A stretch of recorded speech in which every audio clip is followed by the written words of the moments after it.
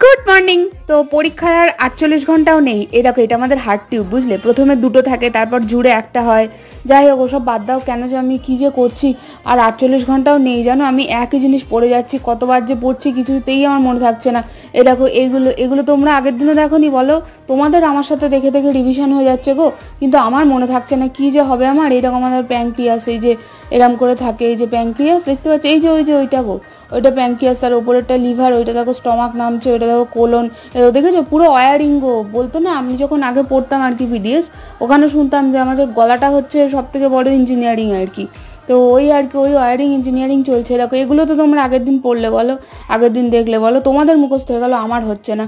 কি আর করা যাবে বলো? এই যে এইটা, এই যে ঝুলছে ল্যাজের মতো, ওই যেটা হাইলাইট হয়েছে নয়, এই যে ঝুলছে ল্যাজের মতো, হ্যাঁ, এইটা আমাদের অ্যাপেন্ডিক্স, বুঝলে? কি আর করা যাবে, জানি না কি হবে। আমি খুব ভয়ে আছি, খুব ভয়ে আছি। বাই।